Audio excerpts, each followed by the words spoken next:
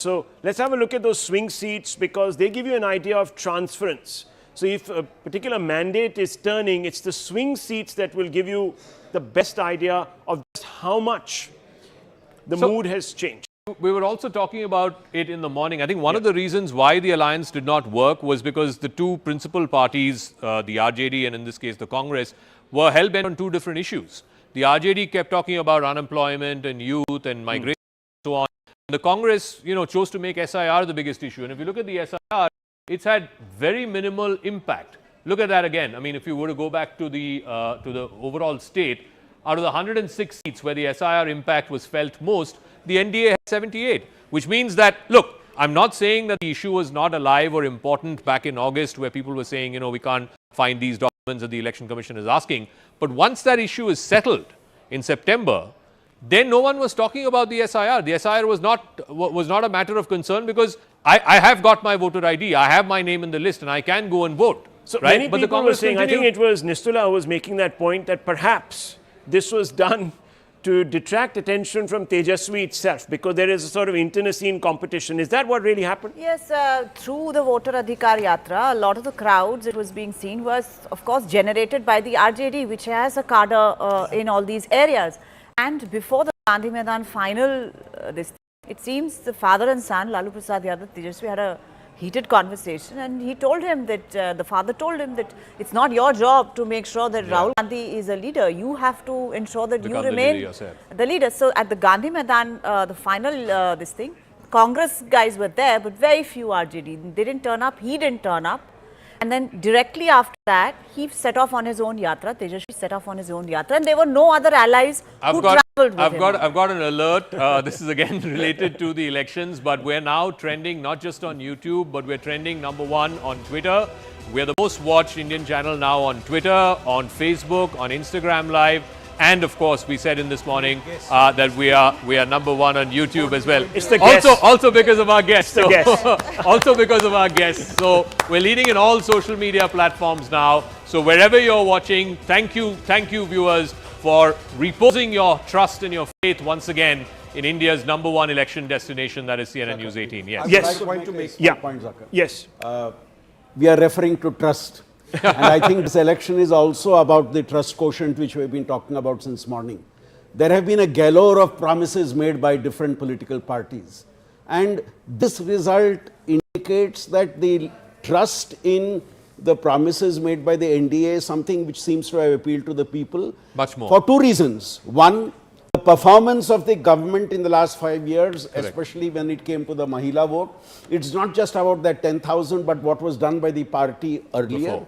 And secondly, in the case of the BJP, but it was also about the 10,000. A lot of people will say that you got 10,000 into your account in September with the promise of perhaps more. You know that I'm also, before that 10,000, there was a lot that was done for women. Yes, of course. Stage of a woman's life, through intermediate, right up till the time she got married and beyond. The program. That's right. And the number of people who benefited from that. And secondly, in the case of the BJP, their projection of what they are doing in the other states and at the national level. I think both these factors led to this trust quotient. We underestimate the power of the woman voter.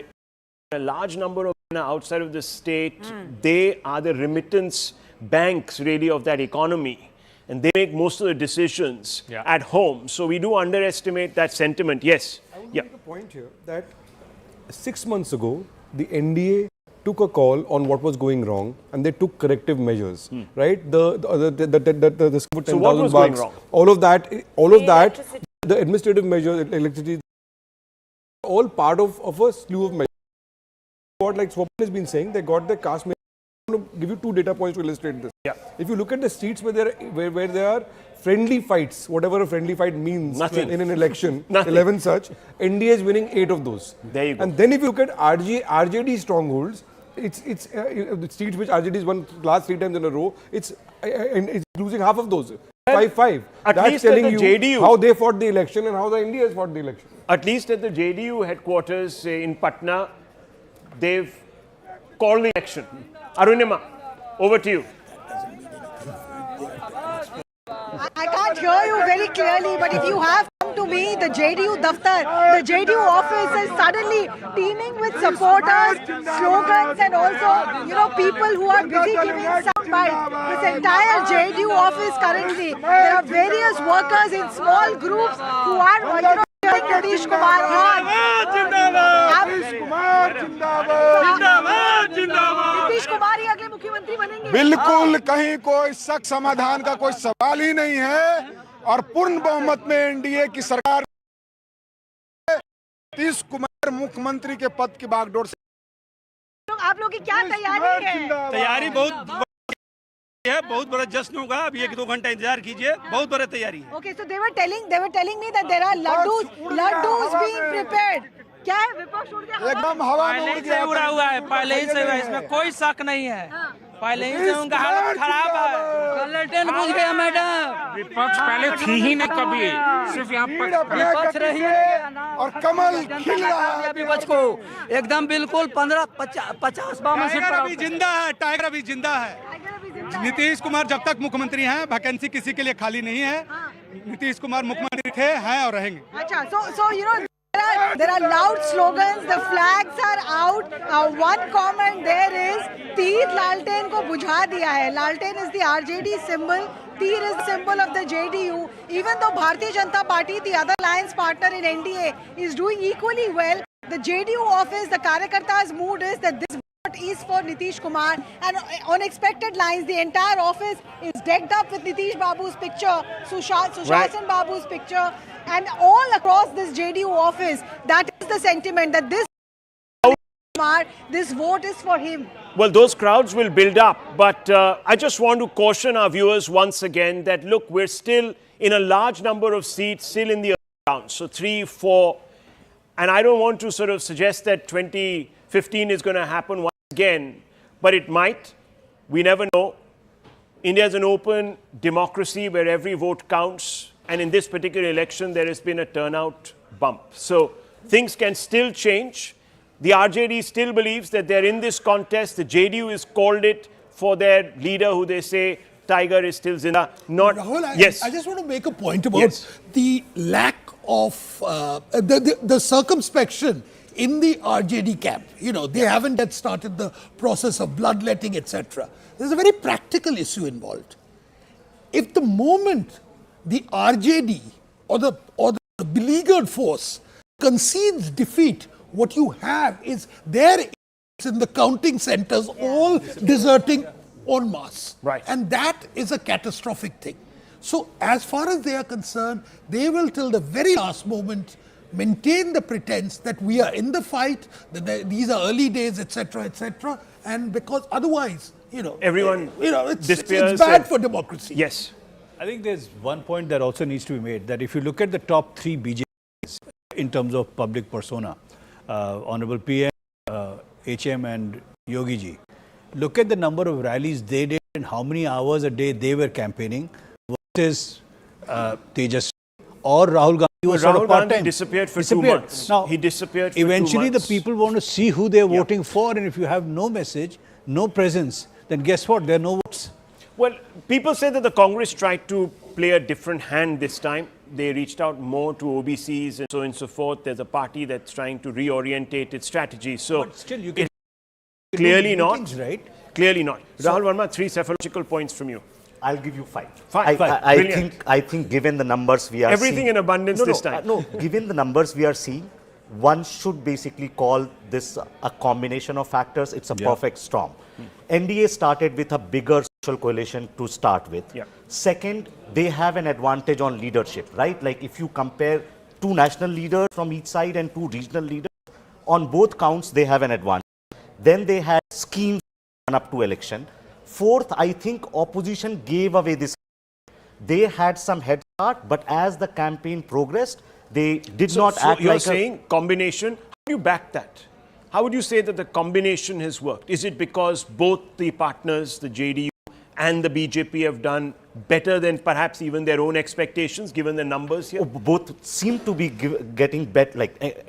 So they are contesting lesser seats, but their strike rates have gone up, right? And not just JDU and BJP, even LJP, HAM and RLP is also pulling up the rate. So it seems like a perfect sort of like... So it's interesting because some of the junior partners were sort of opposed to the fact that Chirag Paswan was getting these additional seats.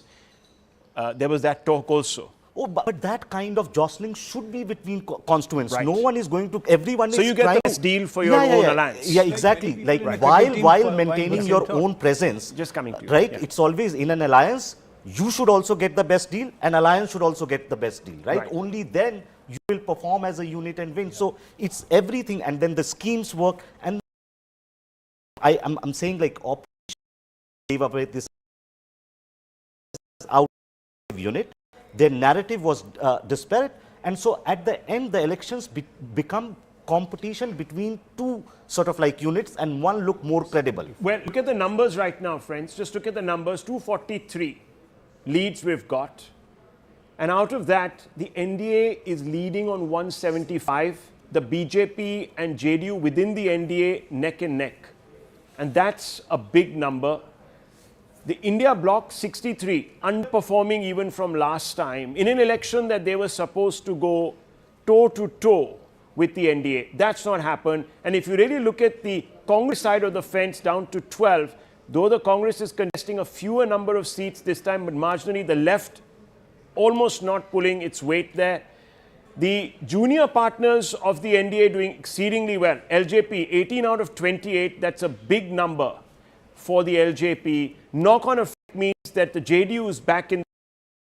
This is a perfect storm that Rahul Verma was talking about. So at 10:45 in the morning, viewers, you have a situation where the NDA is very placed.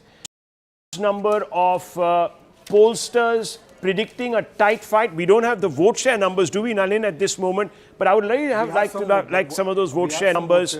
Okay, so just pull them out. Yes. Thank Prashant Kishore. So I want to ask you, Prashant Kishore factor. I was about to come to that, Yeah, and what about I just want to take you guys all across this. Prashant Kishore, what happened? Who's he knocking off? See, I don't knocking know off. in some ways, his campaign damaged Tejaswi's ability to emerge as a credible alternative. To the youth, for Yes. the youth.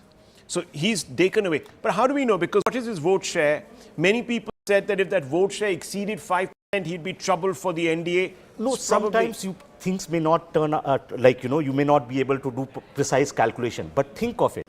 His campaign basically showed that Tejaswi, who himself is sort of like not well educated and that kind of things, how will he be able to deliver the biggest promise that he's making? So in some ways, it basically brings So the Prashant Kishore factor not kicking in, the third alternative not kicking in. No, it's also more than that. I think the Congress, in particular, as the leading opposition party in the country, must seriously reflect as to why it is being seen as an anti-growth party.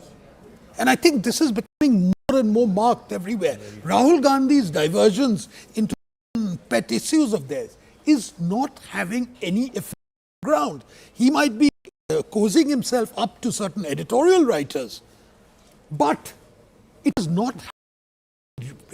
Now look at the SIR issue. It was a non-issue, which he's right.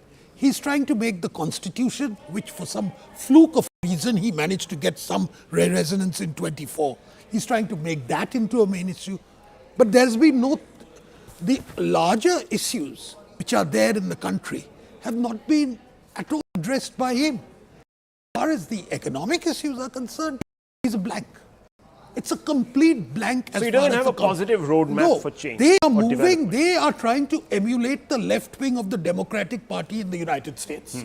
That's their You're role going to model. come to that because that's the Mamdani sort of streak. There is that streak, Yeah. which is a self-defeating proposition. Yeah. If it doesn't work in Bihar, it can't work anywhere else. Far predates Bamdani. Yeah, it predates. That's true. It does. In fact, we don't know which populism has actually influenced which. Well, with Prashant Kishore, I wanted to say he was one of the unknowns of. So nobody knew how much he would get, who he would hurt. The presumption was that because he was Prashant Kishore Pandey, that he would be hitting the BJP and the NDA Gathbandhan. But he has been pretty Catholic in terms of just out at everybody. He attacked BJP. So I want to ask you because the He's MGB. the refugee from the across to up. Pawan Khera, the first real Congress reaction coming from the inner think tank. Let's listen. Well, how do you assume this that we believe? As I said, the initial trends in itself show that Gyanesh Kumar Gupta appears to be succeeding against the people of Bihar. अच्छा sir, चुनाव में इतनी मेहनत की, कार्यकर्ता आपका जो है वो बूथ पे लड़ा, उस कार्यकर्ता को कोई मैसेज?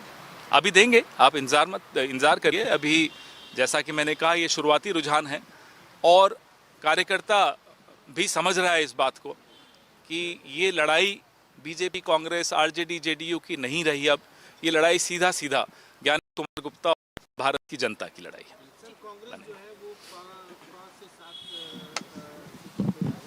मैं एक सीट और एक पार्टी की बात ही नहीं कर रहा हूँ, मैं एक विस्तृत बात कर रहा हूँ कि ये बहुत बड़ी लड़ाई है। कांग्रेस ने जितना जोर सीट बंटवारे में लगाया था, अपने हिस्सेदारी में लगाया था, आपको लगता है उतना आशानुकूल परिणाम? मैं बार बार एक ही लाइन बोल रहा हूँ, आप अलग अलग तरीके से कुछ भी पूछिए। ये चुनाव अब पार्टियों से ऊपर उठ चुका है। ये चुनाव सीधा चुनाव आयोग वर्सेस पीपल ऑफ इंडिया है, चुनाव आयोग वर्सेस पीपल ऑफ बिहार है। अच्छा, टिकट वितरण में कहीं कोई? अरे आप कहाँ आप दूसरी बातों पे आ गए? जब सीधी एक ही लाइन में सब कुछ समझ में आ रहा है, गागर में सागर है, तो फिर काहे यहाँ वहाँ की बात करें? Thank you. Well, viewers, predictable Congress reaction.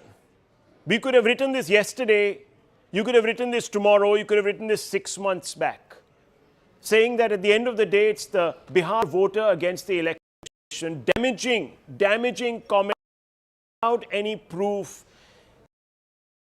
to come forward, submit a signed affidavit, submitted before the Election Commission with their proof, so that action can be taken, so that even the Supreme Court can scrutinize. But the Congress hasn't done so. Yesterday, viewers, the Election Commission put out a press release. The first 3 points of that press release talked about how absolutely zero complaints had been received by the Election Commission after the SIR or much after that when the final voter lists were put out. Also, when polling finished, there was not a single complaint by any of the political parties, let alone the opposition, about any manipulation. In fact, there's not going to even be one recount in all of Bihar, a huge achievement given the fact that this time there were only 2 phases. And Bihar is known to be a bit turbulent sometimes on the ground. But despite that, viewers, not one incident of manipulation, malfeasance that could have led to a repoll or violence, nothing. And here you have the Congress party trying to stir passions by suggesting that the people's vote has been stolen by an intermediary that is supposed to be the guardian of the democratic process. Nalin Mehta, this is not good. Sorry to say, this is Trumpian. This is what led to the insurgency in DC. I'm sorry, this is not a great message. If you challenge every result, then you undermine the legitimacy of the entire system itself and the democratic framework itself. Which is what they're doing. And I don't think this issue is getting any resonance on the ground at all in terms of voters. The point I want to make, Rahul, is that what are the 2-3 messages from this election? One is, politically, psychologically, the BJP has grown. Its vote share has increased by 2-3%. The JDU has retained its vote share, but it's played a much smarter political game, so it's gained disproportionately far more than it would have otherwise. The RJD has held its ground in its core areas. It's retained its vote share about 0.2% down compared to last time, and the same as the 2024 election. What it tells you is it's only retained, which is the Yadav vote to most of it, and the Muslim vote. It's got its politics wrong completely. Right. You know, it's become a sectarian kind of party, if you like. So, and if you compare the 2 alliances, the NDA got, firstly they did hard-nosed politics. You know, they took correct measures administratively. Yeah. They got the right social matrix, and the opposition alliance, they didn't get the chemistry of the alliance right at all. That's a very good point. Those questions will have to be asked. You wanted to make a point, ma'am. Yeah. So going back to the reason why SIR became an issue for the opposition, we also have to, the question they ask is that why is states. Well, the NDA I think is there up is at 180 now. There's a change in electorate behavior as well. Yeah. Because I think 2024 Lok Sabha, I think there has been some kind of a spook in the electorate as well. I think that's why we see the numbers of people coming out to vote as well. Okay, Mr. Shastri. As you mentioned, the NDA is now moving to 181, and this typically happens as you come to the close of the election, where the one leading moves higher. You'll notice the RJD has been coming down also. This is an absolute whitewash, really. This is, I hate using that term tsunami because it's sort of associated with destruction, but this is a wave unprecedented. Undoubtedly, it's a wave caused by a Bihar double-engine NDA. And more voters coming in, more voters coming in, exercising a preference towards the NDA. This will appears as a massive shot in the arm. Not just shot in the arm. I think there's a basic Confidence. issue with the Congress. Yeah. Power without proximity. They talk down to everybody. Early on, you would have the basics of, Janta Janardan hai, unke vote ko hum accept karte hain. Here, there is not even an acknowledgement that X number of crore people have exercised their mandate, that they've done well. They just come out with SR. Well, it's like teaching the people what to do. Let me tell our viewers, we have a bag of tricks that we are going to now unfold, which helps you visualize this data. And we're going to pull out some of our tools and we're going to show you where this election has been won or lost, depending on which side of the fence you're on, or why these leads are now going to take on perhaps a more definitive characteristic. I don't want to get ahead of myself because that's not the style at CNN News 18, but I think it would require now a rabbit emerging from the hat to say that this election outcome is going to reverse, because the gap is just too much now, isn't it? The gap is too much, Rahul Verma, for things to change dramatically. Even in 2015, things were still sort of up in the air, margins were small, a large number of seats had not been called, but here it appears that the counting has taken place quickly, and there doesn't seem to be that sort of lag.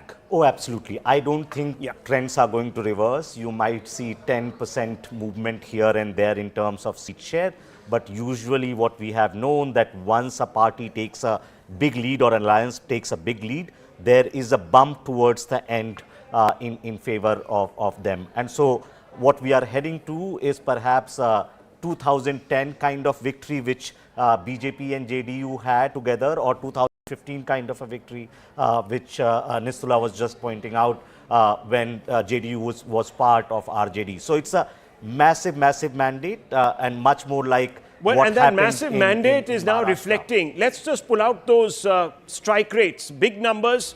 As I said, viewers, these are our bag of tricks, analytical tools that will help you understand this mandate a little better. 76% is the strike rate for the BJP. Almost similar, mirror image, the JDU, they're neck and neck within that alliance. Healthy competition, you can call it. The LJP, which we haven't projected, has also a great strike rate. Perhaps not as good as these two lead engines, but it has done its job of transferring a large number of votes into the BJP and the JDU, specifically the JDU. The JDU has doubled its numbers and more this particular election. So clearly, they got the chemistry right. The 27%, half of what it was in the last election in 2020. And that means that there has been a significant erosion of perhaps the other caste that had allied to it, or even the youth voter that many people believe would make Tejaswi the new face of the youth. Remember, in poll after poll, he was leading as the chief ministerial presence. Clearly, his own popularity, or what those polls suggested were his own popularity, has not knocked on to his party, which has big repercussions, not just for Bihar politics, but also for the RJD and the leadership and the Yadavs, the family at the top. The first family, Yadav family, big problem. And also the Congress, 18% strike rate out of the game. At halfway, 122. Let's look at these numbers. You can see the cart coming around, the Likki Choka cart coming around, and it's going to give you the numbers there.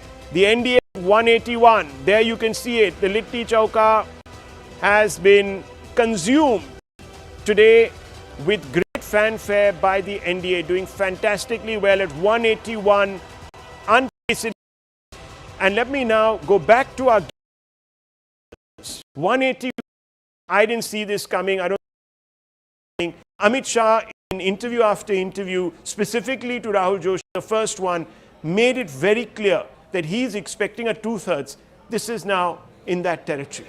Amit Shah in many interviews has said that he will not say lower than this, right? This As is a party tough, but leader. this is a tough election. I mean, Bihar is a notoriously tough state to gauge. Oh, true. But how can Amit Shah just say, oh, we will only get one more seat than the half mark, right? Amit Shah always has to say that we are winning 2/3 or 3/4. So it's not that he alone could see it. I think once the exit poll came, there was always a possibility. There was only one exit poll that went No, in this I'm not- territory. see, and that was a Chanakya because exit poll. Exit pollsters. And Chanakya read Chanakya. I shouldn't say this, but most pollsters are not well trained to convert votes into seats properly. Wow. Especially if you don't weigh this kind of data with the gender differential turnout, then you could get any kind of number. So previous elections in Bihar have been hyper-local. Many people have used this term. This time it doesn't seem to be. You see, there was a narrative, at least in the English language section of the population, which suggested that Bihar is a dysfunctional state, that Bihar is actually going to collapse, that Bihar is like the old thing about Bihar being a state of mind, etc. Now, what these results show, increased turnout, no violence, a pretty emphatic victory, and a pretty emphatic rejection. All of these show that there is that dysfunctionality is not in. That what we are seeing in Bihar is that Bihar is gradually becoming more and more a normal state of the Indian Union. And to my mind, that's a huge achievement. Huge achievement. Land responding once again. Yes, beating it is for the responding, NDA. and I think that question still remains for the BJP. You know, this is the only Hindi-speaking state where they don't have a chief minister they haven't had a chief minister ever on their own. This is a handsome victory nevertheless. And as I was saying earlier, it looks like a 2015 mandate, except for the other side, which is the NDA. That last time Mahagathbandhan had got it in 2015.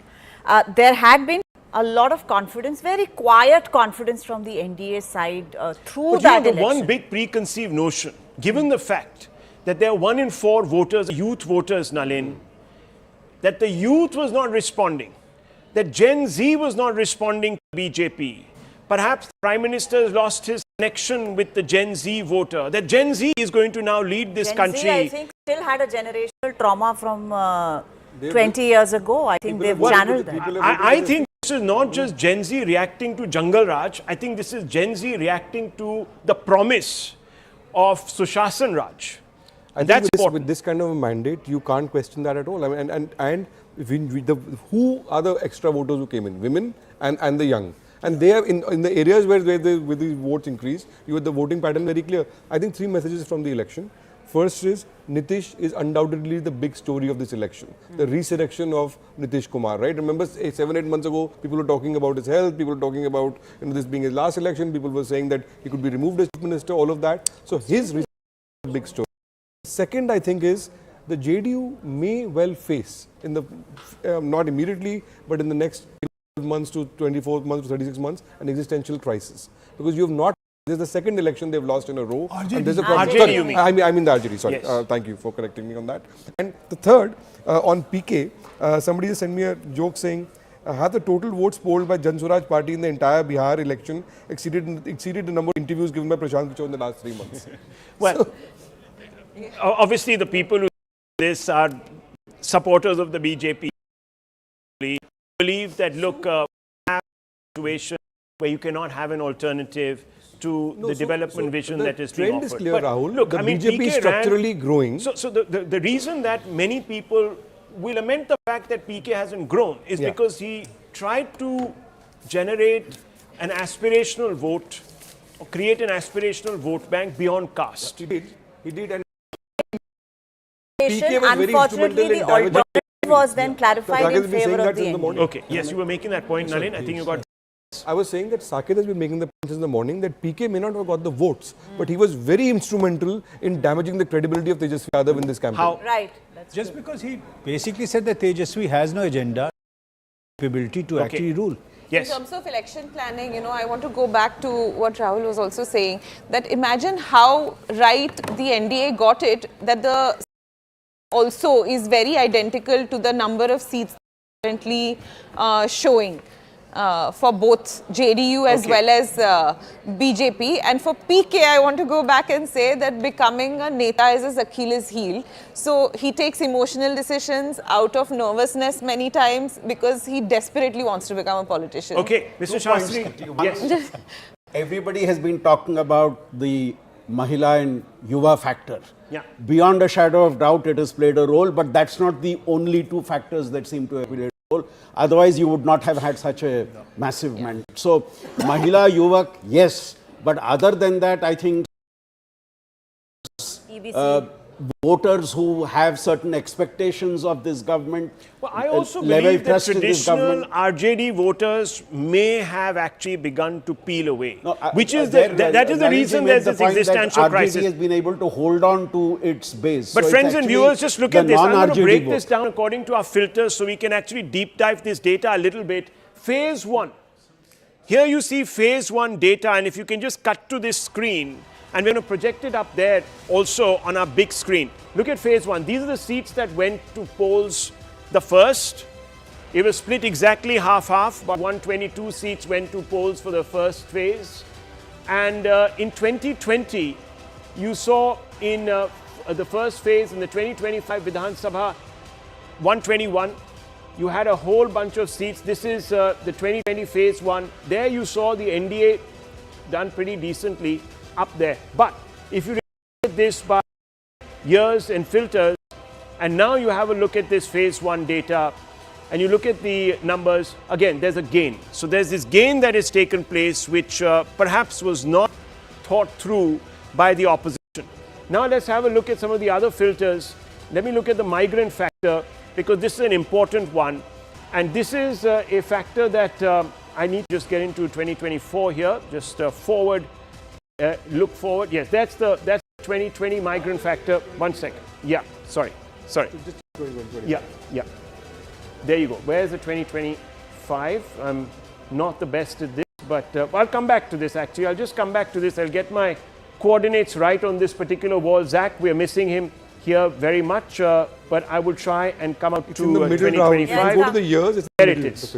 There it is. That's the 2025 overall number. You can see the gains, 59, and you can look at the topography of this state as of now. And if you really play that number and you have a look at it, that's the overall. And you can see that the gains have been spread quite across. So the NDA doing fantastically well, but their gains across, there is no real pocket where they haven't had an impact. The India, patchy, very patchy, all those big seats there, just a few. You have even in Simanchal, a number of seats that have sort of not polled for them in the way that they were expecting. So you have a situation where these particular seats that were considered sure shot seats in Simanchal, not quite even opening for the India bloc. And you can see those, it's the swath of green, and on this is Simanchal, this is where to really do fantastically well. That hasn't quite happened, and you can see that on your screens. And here in the Bhojpur region, you still have a bit of a consolidation, Rahul Verma, for the opposite side, the MGB, the India Alliance, but even pockets of green and saffron emerging. So last time also, the phase, the portion that you are showing right now was the phase 1 of election in 2020, and the Mahagathbandhan had done better there in 2020 as well. And that not only that RJD has its presence, but also left parties have presence there. And so those two sort of like voting bloc combined gives Mahagathbandhan some advantage in those districts. Well, look at the Muslim-dominated seats. And Swapan Dasgupta, this is something that I want you to focus on for just a few moments. Look at those numbers. In the Muslim-dominated, you have the NDA picking up 13. And some of the 5% Muslims. I'm not saying those seats have shifted, but the India falling back. So even the Congress's politics here hitting a roadblock.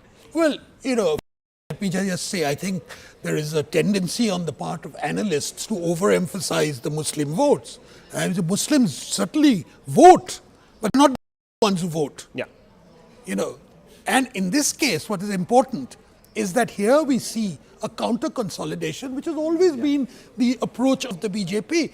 And to what extent OIC and others may have shaved away a little bit, I don't know. The statistics will point out. Well, we'll have to break down those and numbers. I think turnout will also be a determinant in this factor. But you know, the entire strategy of the Mahagathbandhan to base their entire calculations on what happens in Purnia and Kishanganj and Katihar, to my mind, is a bit flawed because it has its repercussions elsewhere. Yeah. Muslim seats, to add to what Swapan was saying, even last time, out of the 53 Muslim-dominated seats, the NDA won 29 and the India Alliance won 19 because of counter-mobilization. Yeah. But I want to make one more point. There's a seat called Shiohar with a per capita income of 19,000 rupees, one of the poorest districts in the country. Even there, the JDU is winning. And that, if that's an example or that's an illustrator, it kind of shows that even there, the Mahagathbandhan or RJD is not being seen as an alliance that can deliver on growth or on jobs. And I think that is quite an illustrative factor. Tuhin Sinha joins this broadcast. On that point also, let me go across to him. He's, of course, the national spokesperson for the Bharatiya Janata Party. Tuhin Sinha, what do you owe this victory to? The Congress, your opponents have come out and said two things. Number one, that the Election Commission even now is only projecting one set of data, which is where the BJP and the JDU are leading, number one. And number two, most importantly, they're saying that this was a vote that has been stolen by the Election Commission. Your reactions to this? Good morning, Rahul. Good morning, everybody. Historic day for Bihar. And the one message which is very clear is that our my factor, Mahila Yuva, is far more potent than the cliched my factor of RJD Congress alliance. But I'm glad you mentioned, you know, the Congress's perpetual loser behavior, the way they have been maligning institutions, the way they have been casting aspersions, this time 3 months before the elections. There are two factors which have been at play over here. Okay. Number one, the pro-incumbency factor. The pro-incumbency factor, people are habituated to, you know, a progressive government that Bihar has seen in the last 21 years. But at the same time, you know, there is an anger brewing against RJD Congress for their negative politics, for Rahul Gandhi's, you know, petty behavior, the way he, you know, frivolously talks about Chhat Puja, the flippancy, the charges, the allegations against institutions which have not been proved. So unless the RJD and Congress take note of this anger, they will be diminished further. But yes, finally, it's an endorsement of more. Okay, so let me bring in Surjit Bhalla also on this. But viewers, on your screens right now, we're showing you the projection of how the assembly is going to look like if things stand. 183 NDA sweep of Bihar, the India down to 55, and you can see here, friends, that this is going to be a very big problem. This is going to be a very big problem for the India bloc to justify. They're going to have to come out and say to their they aren't being. I'm not talking about the state of Bihar. That's done and dusted. Now I'm talking about the other 5 states that are going to the polls. But let's look at the India numbers, the NDA numbers: 183, JDU 79, BJP 78, neck and neck, LJP 20, HAM 4, RLM 3. The bit players adding up, they're the all-rounders. The tail, it's a long tail. The India bloc, apart from its opener, the RJD, which has sort of blown its chances, everyone else either in single digits or barely over double. I want to go straight across to Surjit Bhalla because the BJP national spokesperson says this is a positive incumbency vote. 20 years. And Nitish is increasing his footprint in Bihar. Mr. Bhalla, we do look at the micro data and that suggests not enough jobs have been created in Bihar over the last 20 years. Many new industries that could have come up have sort of given Bihar the go-by. Yet you have this verdict. How do you explain it from economist's point of view who looks at numbers and then also looks at social behavior? Look, is and has been the poorest state in the country for decades. At the same time, if you look at their ranking, and UP has been the second poorest state, but Bihar has actually gained on UP over the last 20 years. So that's the point to be made there, is that the macro growth rate of Bihar is not as bad as is portrayed. It is poorest, it remains the poorest, but it is gaining. But I think that was not an important part of this, as important part of this election as two other factors. One, in terms of living standards, Bihar has done exceptionally well, particular in terms where between the ages of 15 to 24, women in Bihar now have almost the same educational attainment as the men. This is a radical transformation in Bihar, number one. Number two, I think the opposition was incredibly weak. I travel in Bihar. No, weak on messaging, weak on arousing perhaps weak hope. on leadership, weak on weak on messaging, weak on talent. All they have, both of them, are dinas. The age of dinas is Okay, so over. I'm going to bring you back from the politics back to your forte. And I want you to have a look at this. I don't know if you can see the screen, Mr. Bhalla, but these are rural seats, rural constituencies in Bihar. Tejasvi Yadav in Raghopur is trailing viewers. That tells you something. It tells you something. I think it was Surjit. Tejasvi Yadav is trailing. That's a very big. But Surjit Bhalla, look at these. The number of that the NDA has in rural are 62.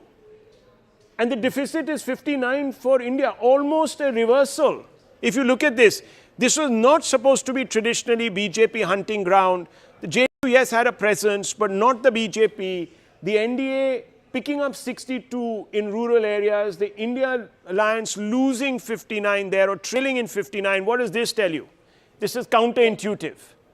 Well, what it tells me is that the media and most of the experts, and including the exit polls, have got it drastically wrong. And I'll give you a couple of reasons why that is the case.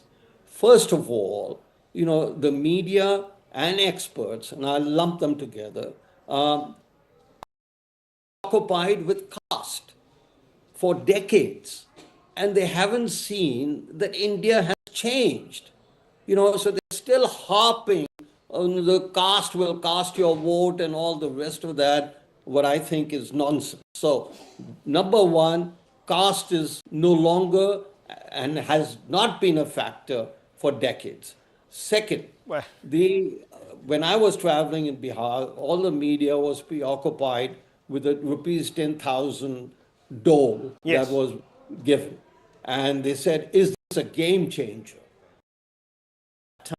And I'm saying it now, it was absolutely irrelevant to the decision of voters. Voters vote on performance and expectations of performance.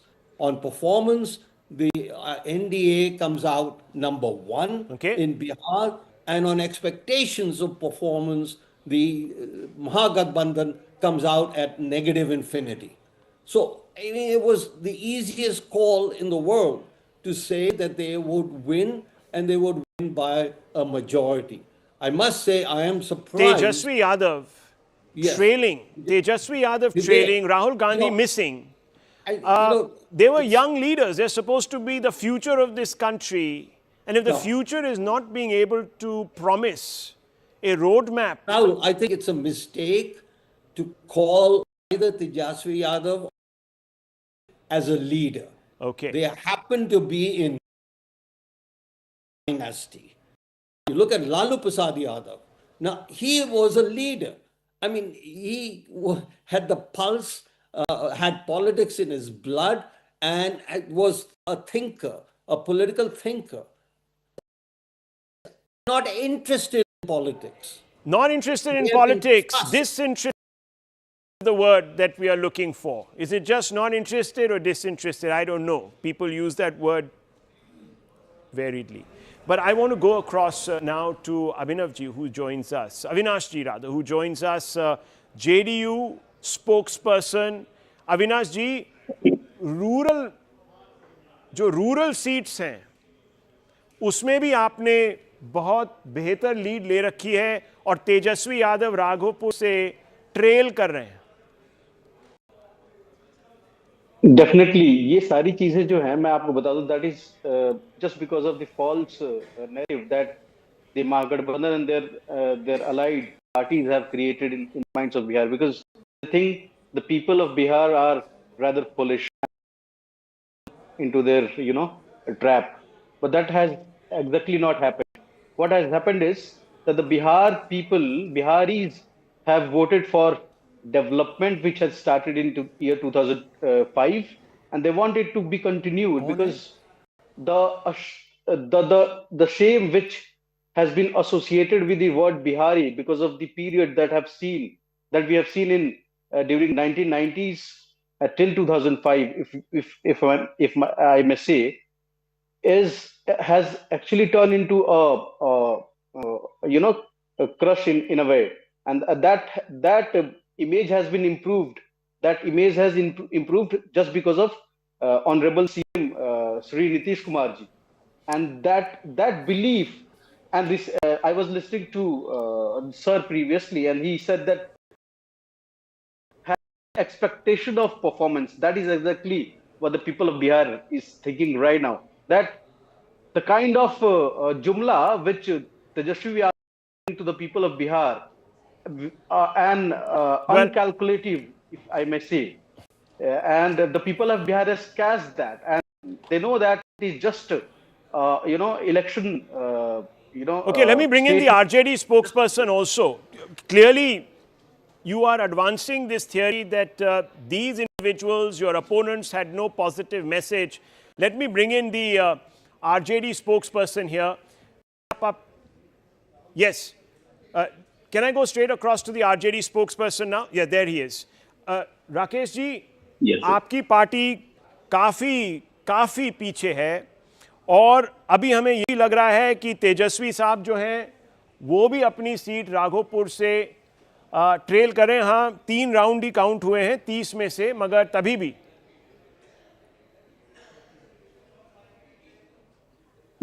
जी, मैं सुन रहा था अभी, काफी अविनाश जी भी बोल रहे थे सारी चीजें. अभी वेट कीजिए. अभी जिस ढंग से जनता ने महागठबंधन के पक्ष में वोट किया है, ये शुरुआती रुझान है, शुरुआती 2-3 राउंड है. आप वेट कीजिए, आप देखिए. हम कॉन्फिडेंट हैं कि हमारी सरकार बन रही है और बनेगी.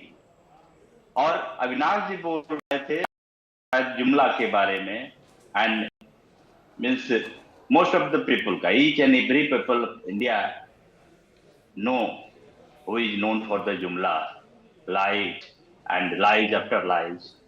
So, but sir, आप कैसे कह सकते हैं, क्योंकि all lies are easily exposed, and you went to the voters saying don't fall for the lies, but clearly the voters have not trusted you, sir. That's fundamentally the issue. And if Tejasvi right now, though very early days, 3 out of 30 rounds have been counted, so those leads could change.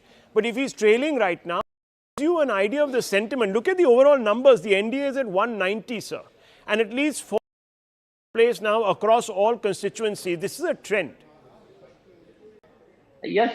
The same thing happened in 2015. The same thing happened in 2020, and now also this is the same trend. So, Avinash ji, your response. ये trend इसलिए है क्योंकि EC घपला कर रहा है, slow counting कर रहा है. ये तेजस्वी साहब ने आज सुबह भी बोला, कल भी बोला. How do you respond to this? A very easy takeaway that the opposition Mahagathbandhan always takes. Losing, they will always blame the institutions. the institution which has been created by our forefathers with a belief that these institutions will protect the democracy. In fact, doing its work. But rather, instead of blaming other parties, they must introspect for what they have done to Bihar and what people remember. Okay, just hold your thoughts in because the something recent- dramatic has happened in the last 2 minutes. The NDA is at 192, so it's closing in on the 200 mark. The BJP is a shade ahead of the JDU in that race. The BJP, 22 out of 28 seats that it is contested. The magician is back at the wall. I was floundering. I couldn't bring out those figures. But just take us through the overall numbers, Zach, and the rest of it, because this is... you were trying to do the phase 1 and phase 2. Yeah, So that's there's right. interesting data there. You know, there isn't much difference alliance-wise. Out of 122 in phase 1, the NDA had 94. But if you look at the breakup, the JDU has done better than the BJP in phase 1. It's got 46 and the BJP is 39 out of the 94 that the NDA got in the 121 that went to... It's that's done better. Again, they've got a bulk of the seats as an alliance, 98 in the first phase, 97 in the second. But in the second phase, if you were to break it down as parties, it's almost the mirror image. The JDU is number 2 at 34 and the BJP number 1 at 40. And I think a large part of that is because of this Mithilanchal, this northern, north of the Ganga belt. Here in Simanchal, where the JDU did not do well last time, they've got a whole pocket of seats. And then, of course, in Bhagalpur, which is their sort of stronghold seat, So would they seem these to be have done well. some Muslim voters might have even voted for Nitish? It's possible.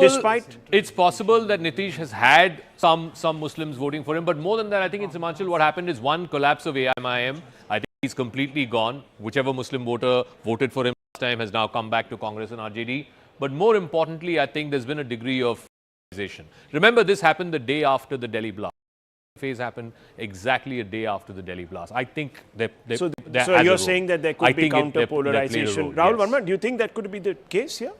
So first of all, we are in the zone of 2010 election results, when BJP had got 91 seats and the JDU has got 102 seats. So they are basically touching 200 mark. And given that number, so at that point, when BJP, the NDA had won 2010, I think Nitish Kumar had some sort of like presence among Muslim voters.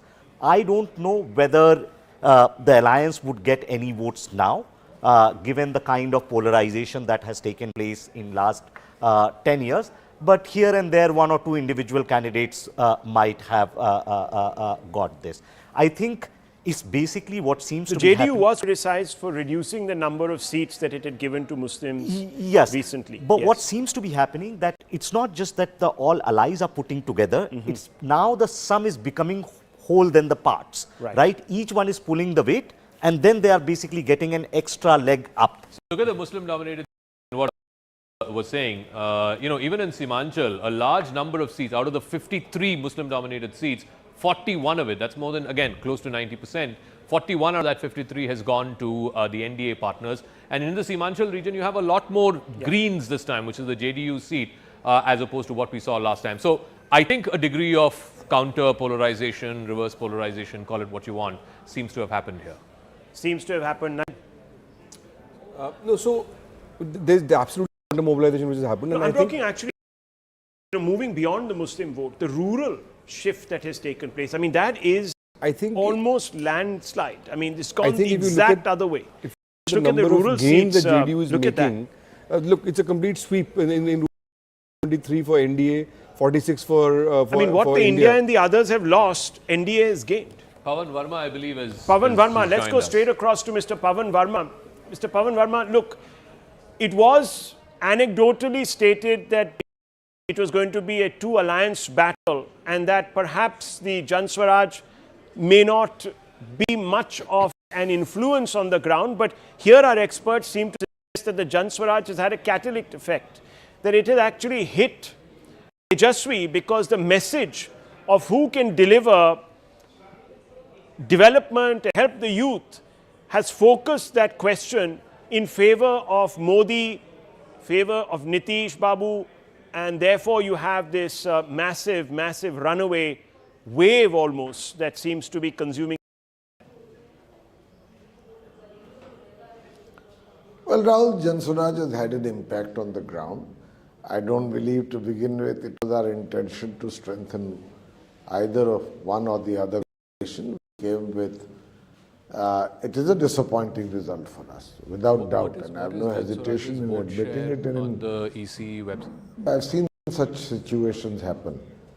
But we have a consolation that we came with the right message, the right ideology, with absolute sincerity to carry out fundamental changes on the ground on issues which matter: jobs, education, migration, corruption. There was nothing lacking in our effort also, although we are a new party.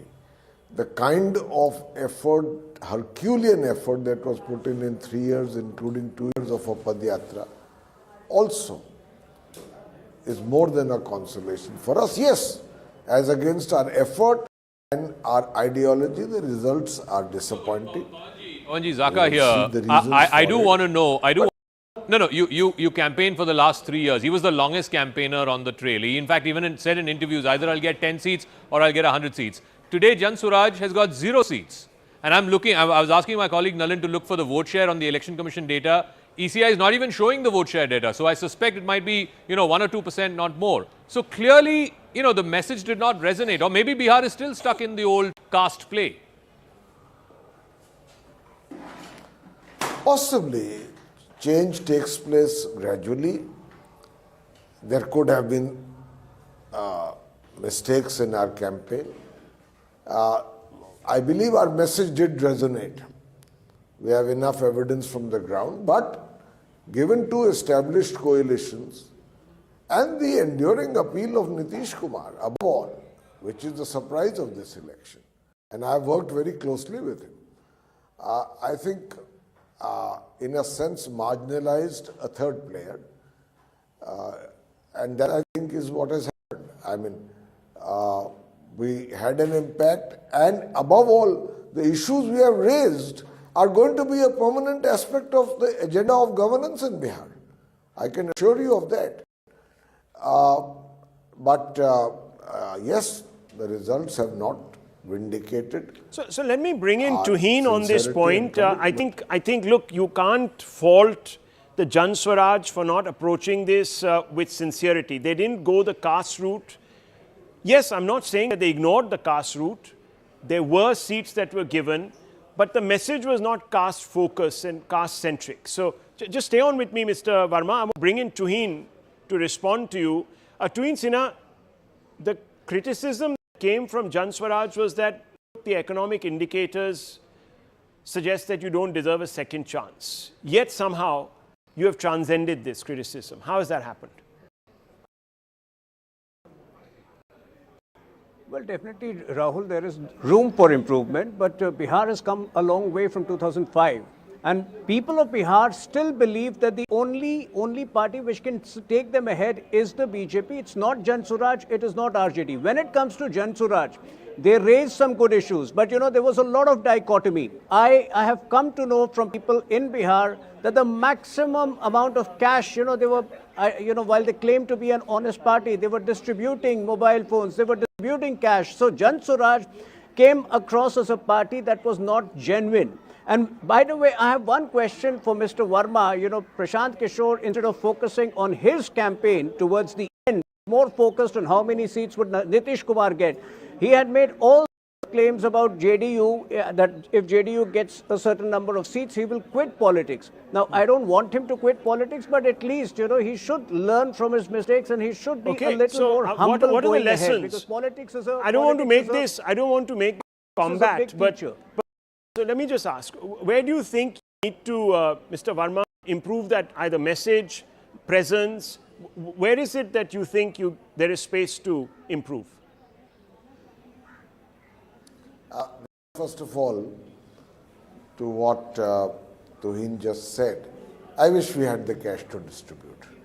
I wish we had the mobile telephones to distribute. It may have helped. We didn't. We know our limitations. But we have realized one thing, that purely on the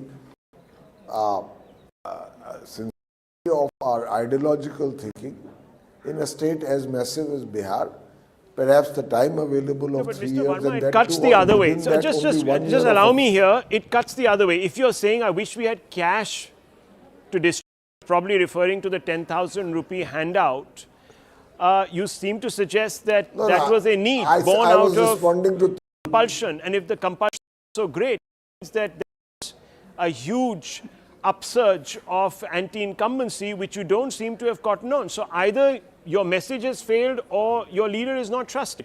Can't be both. Or maybe both, I don't know. Could be. No, you see, Rahul, simply put, success has many godfathers, failures has many orphans. Let's not go there. I've seen other parties also. I've seen Nitish Kumar, by the way, and this is interesting, I was the first person who met him in 2014 when he got 2 seats out of 40 in the Lok Sabha election. He resigned as Chief Minister. Mr. Manji became the Chief Minister, accepting moral defeat, moral responsibility. And in 2015, he was Chief Minister again. In politics, there are ups and downs. But there's no point trying to hit below the belt. You were distributing cash, you were doing this. None of it is true. We came with a sincere message. We put in as much effort as we could. If we haven't succeeded, there are lessons to be learnt, and no doubt that they will be gone over. Prashant Kishore is 48. If that, there is time. That's the same logic that Rahul Gandhi also gives. He's 54, 55. He's got time. Everybody has time. The point is not the time. The point is, are people buying your message? Is there resonance? Let's take, for example, Rahul Gandhi's Yatra. There was this famous Voter Adhikar Yatra that Rahul Gandhi and Tejasvi Yadav undertook in Bihar through much of August and some parts of September. It covered 183 assembly constituencies. And guess what? 148 out of those 183 have been won by the NDA. Let's look at how much the Congress party got in those 183 constituencies. The Congress is currently leading in 7 out of those 183. Admittedly, they are fighting in 34 out of those they're currently leading in. But if this whole point about, a Yatra, Voter Adhikar, SIR, Chhin Liya Aapki Hak and all that is only resulting in 7 seats, then I'm not sure. I don't think the right issue was picked. I don't think they read the mind of the voter. And I think that's the point that Rahul was also trying to make. The opposition picked on issues which didn't seem to cut eyes with the voter. And if you go back and look at the overall map now, and somebody said, much has changed between 2005 and now. The electoral map doesn't seem to have changed. This is the 2025 map. Just take a look at this. This is where the JDU has got a bulk of its seats, the BJP up in the north. And look at the 2010 map, which was the first time, I think the second time in an alliance. Look at the map. It's the exact same. This is the best performance that the NDA has had in Bihar 15 years ago at 206. Look at the map and look at the map currently. So the more, as they say, the more things change, the more they remain the same. It's exactly the same. They are inching closer to that. I don't know if they'll get to 206, but it's the best performance since 2010. None.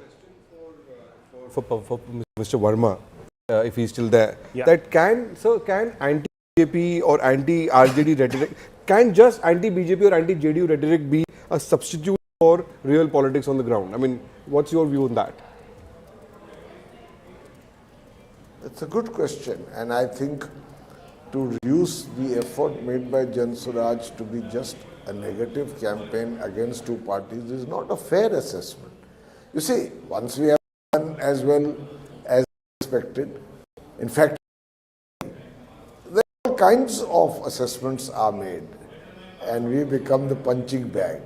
But nobody can doubt the substantive content of the message. Jobs, improving education, reducing poverty, improving primary health care, preventing outward migration, reducing corruption, especially at the lowest level. How can you fault an agenda like that? No, but Mr. And Verma, by the way, every now in Bihar is talking of these issues. Mr. Verma, the question is that after Bihar is one of the most underdeveloped states in this country, and after such a long reign of governance by Mr. Nitish Kumar, if the opposition still can't make a case for better governance, then where does that leave, what does it say about their politics and their credibility? It's a very good question. It's a good question. That is something we have to also ponder about, but please don't forget in the background that we are a literally 1-year-old party. And the effort began earlier, 2 years before that, but not as a party. So this time we have not yet been able so let me to fully ask you, because convince the many voter. people... But please many don't people, fault the message. No, okay. So many people, Mr. Verma, suggested that, look, only very few parties, start-up parties that have actually captured power. So now you're suggesting that it's not your message, it was perhaps the wherewithal. You made a sort of reference to the fact that you didn't have money to distribute and so on and so forth. But clearly you entered the election knowing all these variables. That is one factor. Yeah. So Guru when Prakash you begin Paswan a also here process, with us. Let's put him in. You begin, yes. Go ahead, You please. begin with hope. You Yeah. begin with hope. Mm-hmm. You begin with hope. When the results don't match up to your expectations, you do a reassessment. No, but you were also We marketing accept hope. our And defeat. the fact is that as a fresh leader, a new person... What do you do with hope? Keep it in your pocket? Of course you market it. Yeah, You that's what I'm project saying. it. So clearly, your leader does not enjoy the trust. He's not seen as someone who can Rahul, take the hope. Do we have that strike rate where you have the Yeah. Jansuraj and MIM? MIM today is leading in 3 seats. He Yes. probably have 3 MLAs in the new assembly in Bihar, whereas JSP will have 0. Do we have that strike rate comparison between JSP and MIM? MIM, I think, was fighting 25 seats, if I'm not mistaken. Yeah. He's currently leading in 3. He has a strike rate of 11%. There you go. 0% for JSP out of, I don't know, I think they were contesting in 100 plus, certainly Yeah, 150 plus. 0% strike rate for the JSP, 11% for the MIM. And admittedly, MIM is a Muslim party, right? Yeah. So they have are a currently captain. in 3 seats. So what does it say? I mean, I come back to that. Either the message is wrong or the messenger is wrong. Now you tell me, Mr. Verma, who is wrong? I think the message was right. The messenger was right. The effort was right. The thought process was right. We have not succeeded. Listen, when you are faced with defeat, breaking you news can coming in. Now, attribute this is very important, anything. Mr. Verma. More breaking news coming in. Raghopur, Tejaswi, the trailing margin and the with margin which has he is increased. trailing has increased, in Yes. fact. So instead of So closing the BJP gap... is leading in Raghopur. Satish Kumar of BJP is leading in Raghopur at this moment. And the margin between him, Tejasvi was trailing earlier as So well. Rabri But Devi now the now BJP has is in 2 lead. siblings to worry about. Yeah. Because Tej Pratap was also trailing at one point. Has he been able to turn the tables on his opponent? I haven't got his numbers up yet. Okay, but we'll have a over look here- at that too, because Tej Pratap was trailing. Now you have the senior Tejaswi Yadav, also who is the inheritor of the mantle, also trailing. Now that is dramatic. Mr. Paswan, Guru Prasad Paswan of the BJP is here with us. Mr. Paswan, these numbers are inching towards historic figures for you. 2015, sorry, the 2010 cut back in 2025. Back to the future, so to speak. NDA at 191, the BJP strike rate phenomenal. So is the JDU. There you can see the BJP streaking ahead now of the JDU by about 12 seats. What do you put this down to? No, you have to understand, Rahul, that this is an establishment of the fact that Bihar has solidly stood with Prime Minister Modi and Nitish Kumar. I think the social coalition, the welfare mechanism, and the penetrative development schemes. Wherever we went for the campaign, Rahul, we must realize that the women of Bihar, they always said, "Jiska khaye hai, usi ko denge." Jo 5 kilo anaj diya hai, usi ko denge. All of them remember each and everything. Prime Minister Modi has always spoken of Bihar. The IITs, the IIM, to All India Institute of Medical Sciences. I think we cannot discount the development factor here. It's not exclusively I want to the ask caste you, factor, Mr. but the Paswan, on development that factor as well. point, very important point you're making, development, you're emphasizing the development story, the numbers don't bear up, and many people are saying that because you sensed that there was disaffection, you gave 10,000 rupees in a cynical way and quote-unquote bribe your vote. So how do you respond to those people? September, just before the poll code kicks in, 10,000 rupees goes to the women. No, Rahul, I was definitely anticipating this question from you, but Yes. we have to understand that the commitment of Nitish Kumar and Narendra Modi towards the women folks. If you look at Bihar, Bihar has been heralding new reforms when it comes to women empowerment, when it comes to gender justice. In fact, Bihar is the first state to introduce reservation for women, for women in the local self-government. Bihar is the first state to have domicile reservation for women in the state government jobs. Bihar is the state with the highest women workforce in the police, not only at the constabulary level, but at the leadership level as well.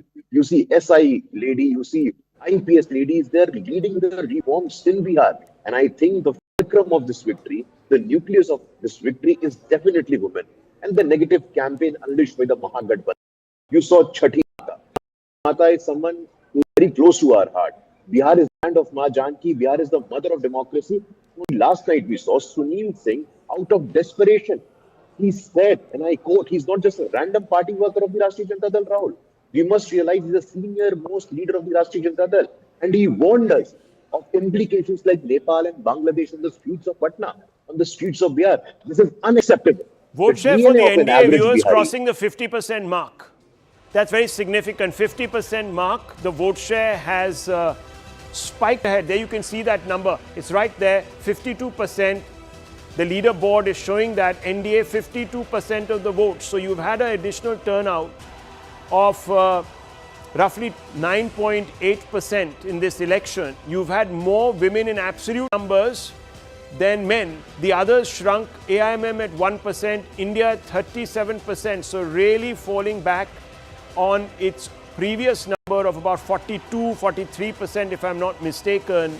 And I'm talking about 5 years ago.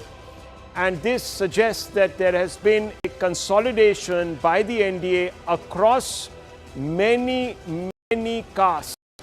It's the only way you're going to have a truly rainbow representative like this. The strike rate, let's have a look at the strike rate. Guru Prasad Paswan looking at this. Also, of course, we have with us the leader from the Jan Swaraj party. There's a strike rate, 86%. Rahul Verma, 86% for the Bharatiya Janata Party, 74% for the JDU.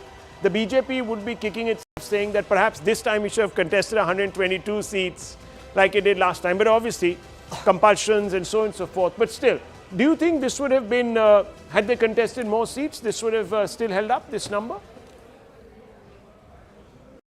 Yeah, I think, see, as I last time BJP had 89% strike rate and JDU had 81%. And how many seats was it contesting the last time? Last time BJP had contested 102 seats, 191. Right. And JDU had contested 141 seats and they had 115. So I think the results are progressing in the same direction. And what is more important is that now 52% vote share. Yeah. The NDA is winning almost 80% of the seats. It's a 79% strike rate. Mr. Shastri, on this. I think if you see the trend in the results, it's not just about alliance chemistry. It's not just about youth vote. The alliance seems to be getting votes across age groups. It's not just about women vote. I think the vote of may not be as much as in the case of women that come to them. It's a real rainbow. It's a real sum of many rainbow parts. coalition. Save Muslims and Yadavs. I think they are also getting the votes of all other segments. So all these factors, I would believe, have contributed to the type of victory you're seeing. That well, we'll have a look at the Yadav-dominated seats. It's eerily reminiscent, for those who are interested, of the elections of 1957 and 1962, when the Congress was in Delhi, was the dominant. So except the Congress itself was dominant. Here, the BJP, there seems to be, I don't know, if these vote shares as well as, of course, the strike rate continues, then it seems that even in Bihar now, BJP, it came out with that slogan that give us an opportunity also. You've given everyone else an opportunity for 25, 30 years. How about us? That seems to be now clicking with the voter, which is a significant shoot for the BJP after about, what, 20 years? I think there is no question about that. This is by far the best result for the BJP in a very, very long time. The vote shares have increased, which is not easy to do because they are the incumbent party by about 2-3%, which is not a small number, and this is across class, caste, and gender. So I think Professor Shastri is right. This is across all social cleavages as well. So I think the BJP, Bihar is a party where the political chessboard has not really changed for 20 years, right? So you've had the same social grouping, the same parties, the offshoot Janata Parivar going on. So RJD clearly is becoming a sectarian party. Others and of Muslim not expanding beyond that. The larger social coalition is expanding here. So BJP is becoming much more acceptable, I think, in Bihar. Yeah. Yes. If these results hold, for the first time in Bihar history, BJP is the single largest party in vote share as well as in terms of seat share. Well, viewers, that is very significant, and I'll come to Nistula in just 30 seconds. It's very, very significant, and also, of course, Guru Prakash Paswan. Guru Prakash Paswan, I want to ask you, the BJP streaking ahead of the JDU, does that change things within the coalition? Number one, I don't believe so, but I want your view. We heard a few BJP leaders who seem to be sort of caught up in this exuberance, saying that, no, hamara time aa gaya hai, we want to now rule the roost. So I just want to ask you if that's going to actually happen, whether the bada bhai, chota bhai equation is going to change, the chacha bhatija equation is going to change at all. One, and secondly, why do you see the BJP forging ahead at the expense of the JDU? No, Rahul, I think the most important point which we must understand that post 2024 election, you look at the state elections, you look at Delhi, Haryana, Maharashtra, and now Bihar. Bharatiya Janata Party has emerged as been able to successfully form government in Haryana, Maharashtra, Delhi on its own. And I think there is a resilience with the BJP. I mean, we were on the ground and we saw the sheer hard work and the determination of the Bharatiya Janata Party. But as far as the question is concerned, there is absolutely no conflict, there is absolutely no conundrum or no confusion per se. Right. It is the NDA, the Prime Minister Modi. If I can briefly add to what Nalinji just said, Nalinji's book, The History of the BJP, is something which is very close to my heart, and it's a very deeply scholarly and the research work that he has done is commendable. But one point which Nalinji I want to add is even the Muslim youth, even the Muslim women, the Yadav women and the Yadav youngsters as well, they would be a matter of scholarship now. Because Tejasvi Yadav trailing in Raghupur, which his family has been representing the last almost 3.5 decades, I think telling story. The Yadav youngsters, the Muslim women and the Yadav women have also come out and supported the good governance model of Nalin has a data point and a question. Mr. Shastri also, yes. You had asked me a question earlier on Tej Pratap Yadav. He's number 4 right now in Mahua. There you go. So Second, both sons of Rabri Devi are in trouble. Yeah. That is a message. And that is a message for what? Is it a message against entitlement? Is it a message against people who see the polity through only caste lens? Or is it an overhang, the sin, so to speak, of the father? What could this be? This is an election of aspiration. This is an election where a large number of young voters have come in and voted, and there is a large amount of aspiration in Bihar. They're looking at who can fulfill their aspirations. And in that, the old style politics is not working. One important point here, the Congress is leading in 6, which is pretty much the same as the CPI-ML. So aspirational voters are moving away from the MGB. It's quite clear, Nistula. Yes. Even the Congress, Rahul Gandhi, the dynasty-in-chief of Indian politics, is having a problem. Of course, it's going to be a problem because of the history, the specific political context of Bihar. And going back to the JSP and how it clarified the issues but could not reap the harvest. Yeah, so maybe it's premature, maybe they're a little ahead of their time. It clarified the issue about who can but deliver. Maybe he is the Delivery future. Mr. Shastri, yes. 19 last time, 27 last time. So if they remain at 6, there'll be less than one-fourth of. In fact, yes, they've contested a fraction less seats, but this is a wipeout for the Congress, wipeout for its message. No Gen Z is rising up in revolt like they did in Nepal and Bangladesh. As I told you, viewers, this is an aspirational election, and we are seeing other social classes and castes moving. Mr. Shastri. Rahul, I wanted to add a point before I concede the floor to him.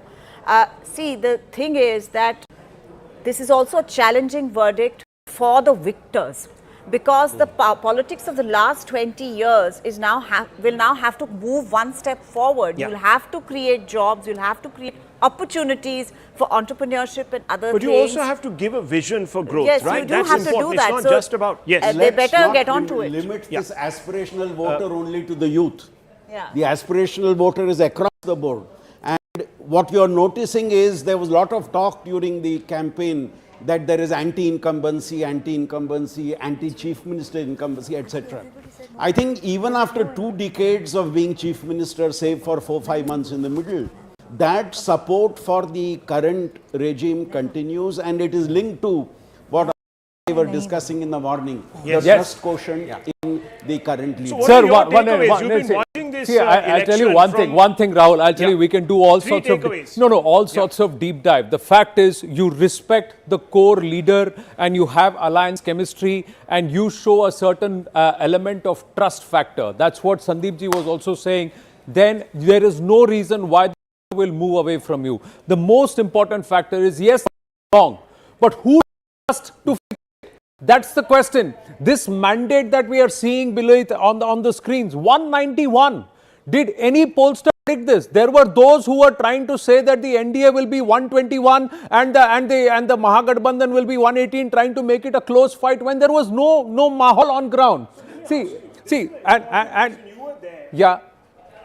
You had mentioned that, of course, you didn't travel to Bihar, but you had talked to a large number of Biharis. Yes. The sense you were getting was that people are looking now at the next 5 years, having tasted stability in the Not last even 10. 5 years. It's about who I trust. Who built that bridge from Raghopur to Patna? किसने बनाया? पूर्णिया में airport किसने बनाया? पटना में airport किसने बनाया? Let's go straight across to BJP MP Ravi Kishan ji. Ravi Kishan, namaste. This is Anand Narasimhan here. बधाई हो आपको. नमस्ते. ये आपको मैं अलग कहूं कि ये कहूं कि कौन कौन है जिनको घमंड है अब भी, जबकि उनका स्कोर कार्ड बहुत झंड दिख रहा है. आपको मेरी आवाज आ रही है? जी आ रही है रवि किशन जी. जी, पूरे बिहार को मैं प्रणाम करता हूं. प्रधानमंत्री मोदी जी, नीतीश बाबू पर विश्वास. पर एक बात, ऐतिहासिक जो जीत हुई है ये अनबिलीवेबल था, लेकिन इतना पता था 160 विल क्रॉस, बट ये नहीं मालूम था कि तो ये. Why did you think you 60? See, this is a market you own. यहाँ के आप सुपरस्टार.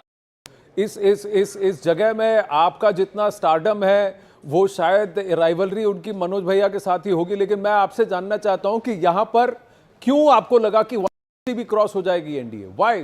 क्योंकि लोग तो जब हम सभा करने जाते थे, मोदी जी का नाम, उनके लिए उत्साह और माता बहनों का उत्साह, नीतीश जी की छवि, और जो विरोधियों ने जो मंदिर को लेके, धर्म को लेके प्रचार किया, जाति को लेके किया, उससे सब, और शिक्षित यदुवंशियों ने, माता बहनों ने, युवाओं ने ये खेल इतना विराट कर दिया. जो आप रिजल्ट देख रहे हैं, इसमें ये मैं आपको बताना चाहता हूं, इसमें शिक्षित यदुवंशियों का बहुत बड़ा योगदान है, माता बहनों का बहुत बड़ा योगदान है. जो अभी रिजल्ट देख रहे हैं ये बहुत मैसिव, इसीलिए because we got all the new voters. हमको आरजेडी के वोटर मिले, युवा वोटर यादव समाज से मिले, जो पढ़े लिखे हैं, जिनमें जो मोदी जी और नीतीश जी में अपना भविष्य, और बिहार ने अपना भविष्य सुरक्षित किया है, अपना भविष्य तैयार किया, और उन्होंने विश्वास किया.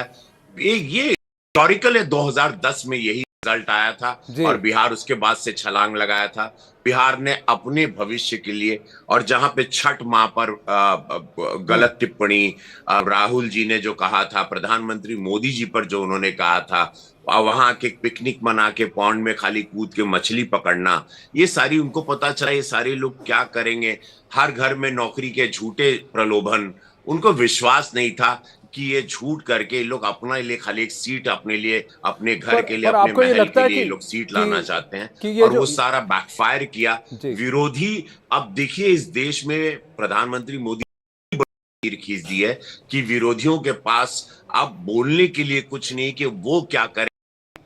मोदी जी और इतना कुछ कर दिया बिहार में, पर आपको तो उनको पता है कि ये सारे है लोग झूठ बोलते रहे इतने साल, जात की राजनीति करते रहे, बिरादरी की राजनीति करते रहे. इन लोगों को रोकना बहुत जरूरी है, और पूरे बिहार ने इनको रोक दिया, और ऐसी ऐतिहासिक जीत दिया कि तो क्या आप ये कहेंगे कि महिला और युवा ये नया खत्म हो जाएगी. अब में भी आप देखिएगा इसका अगला चुनाव मोदी जी और योगी जी जब कॉम्बिनेशन में आएंगे 27 में, तो वहां देखिएगा बंगाल में जब हम लोग अब एंटर करेंगे, हम ही लोग प्रचारक के रूप में जब वहां पे जाएंगे, मोदी जी की बातों को रखेंगे और बंगाल भी जाग जाएगा, क्योंकि बंगाल बिहार से जुड़ा हुआ है, सीधा इफेक्ट बंगाल पर आएगा। एसआईआर का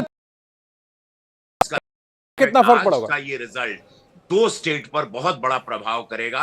वो याद रखिएगा मेरी बात, एक बंगाल पर, उत्तर प्रदेश पर। ये एसआईआर का कितना फर्क पड़ा होगा कि ये वोटर लिस्ट ये देखिए, उनको पता है कि एसआईआर की बातें इन्होंने जो झूठी फैलाई, वोट चोरी की बातें जो, इससे बहुत, प्रधानमंत्री मोदी जी पर कोई भी टिप्पणी मैं विरोधियों के आपके माध्यम से कहना चाहता हूं, जनता पर लेती है। उनको गलत आप बोले, उसी दिन आप जनता की नजर से गिर जाएंगे और आप अपनी हार को तैयार कर रहे हैं। ये तो जब भी मोदी जी पर कोई भी प्रहार किया है लोगों ने, जनता ने उसको वोट से रिटर्न में जवाब दिया और उन लोगों को नस्ते नाबूद करके वो पार्टियां खत्म कर दी। वो विरोधी लोगों की पार्टियां खत्म कर रहे हैं। जितना मोदी जी को वार करोगे, वो शिव भक्त हैं, उतना आप लोगों का नाश होगा, विनाश होगा। जी, लेकिन एक आप भी शिव भक्त हैं, हम जानते हैं, लेकिन एक बात बताइए कि ये महिलाएं इतना क्यों बढ़ चढ़ के सुशासन बाबू को वोट की हैं? ये 10,000 ही इफेक्ट है या एक ट्रस्ट फैक्टर?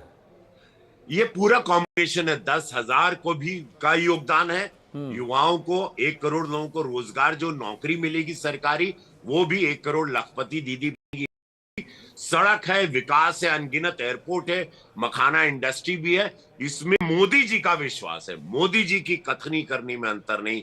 उन्होंने अगर वचन दिया, खत्म बात, वहां पर देश मान जाता है कि मोदी जी ने बोला फिनिश नाउ, फिनितो, ये होना ही होना। नीतीश बाबू का चेहरा, एक ऐसी छवि जिन्होंने अपना जीवन खपा दिया बिहार को बनाने में, ऐसे एक दाग नहीं उनके कुर्ते पर। ऐसे व्यक्ति के साथ बिहार ने बहुत सुंदर, और बिहार ने साबित कर दिया कि ये चाणक्य की भूमि है, ये चंद्रगुप्त मौर्य की भूमि है, आर्यभट्ट की भूमि है, गुरु गोविंद जी की भूमि है। मां जानकी का मंदिर बनने के लिए बिहार ने ये वोट किया है, विकास के साथ साथ। अंतिम प्रश्न आपसे पूछना चाहूंगा कि मान लीजिए इतनी बड़ी भारी बहुमत से सरकार बन रही है, तो इस पर इससे अपेक्षाएं भी ज्यादा होंगी, तो बिहारी को जाना पड़े। आपको लगता है कि ये सबसे बड़ा चैलेंज होगा?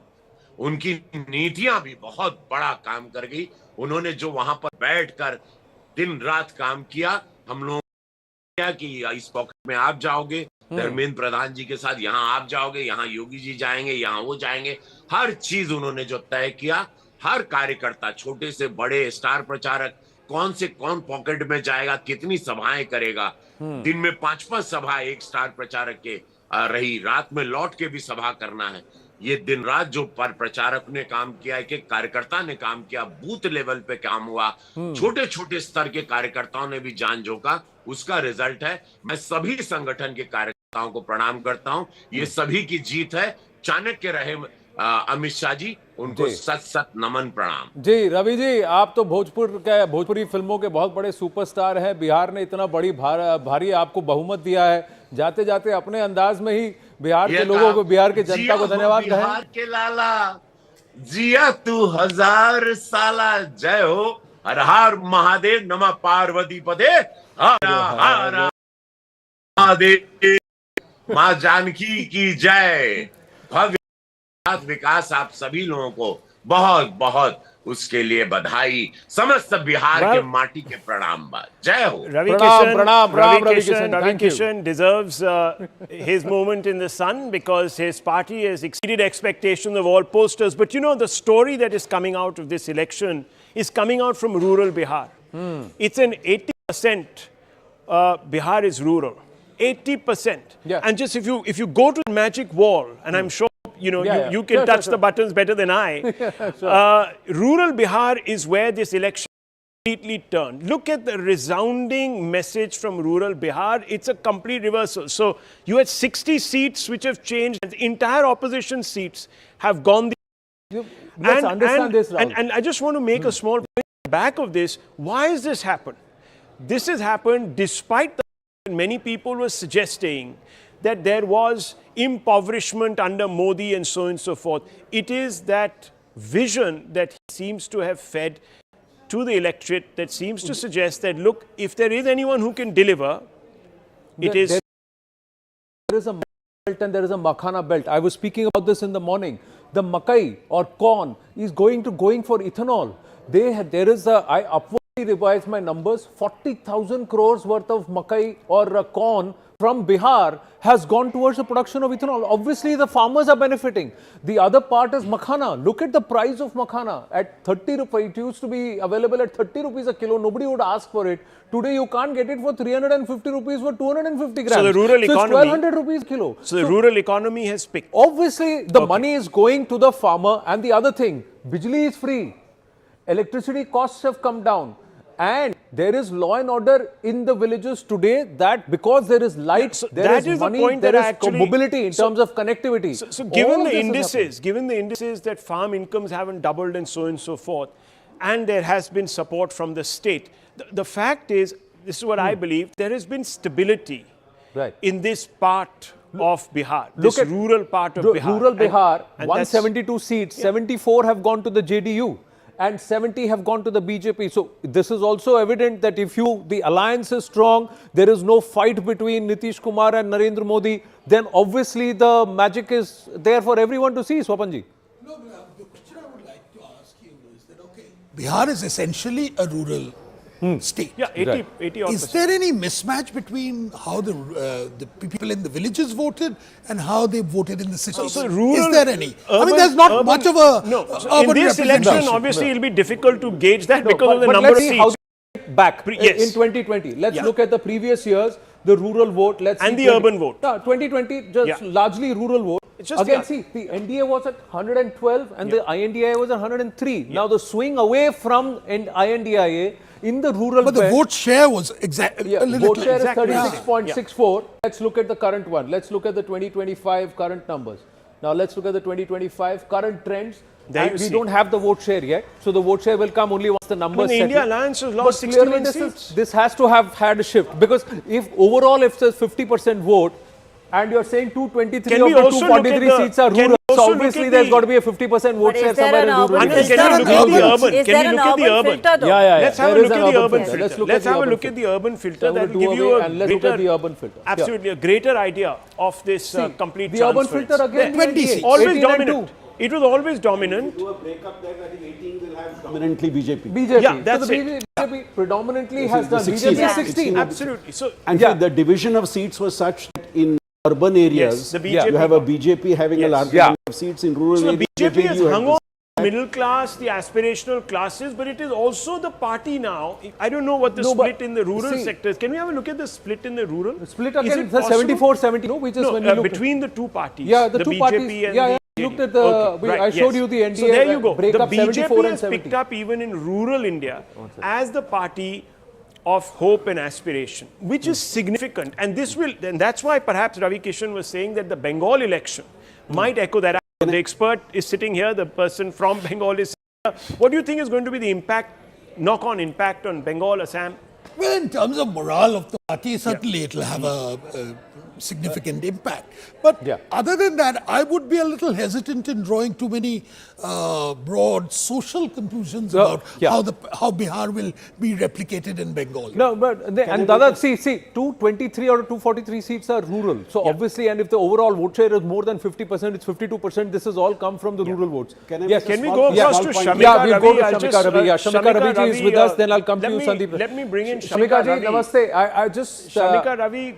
The numbers surprising. What do you put this down to? We were just speaking to Mr. Bhalla shortly back, and he says that look, people have underassessed the amount of work that has gone into Bihar. The fact is that the indices don't seem to reflect it. There is a mismatch. What is this down to? So Rahul, I am not surprised at all. Not that I'm a psephologist, but if you look at any of the metrics, I don't know what indicators you guys have been looking at, but you know, Bihar, amongst the major states in India, witnessed the highest increase in consumption in the last 10 years. This is urban and rural. So barring Sikkim, Arunachal Pradesh, Mizoram, small states, Bihar has seen this massive increase in consumption. And this is private consumption of households, right? If you look at then Bihar has witnessed one of the sharpest decline in poverty, 41% 10 years back. Today they are down to 4%, right?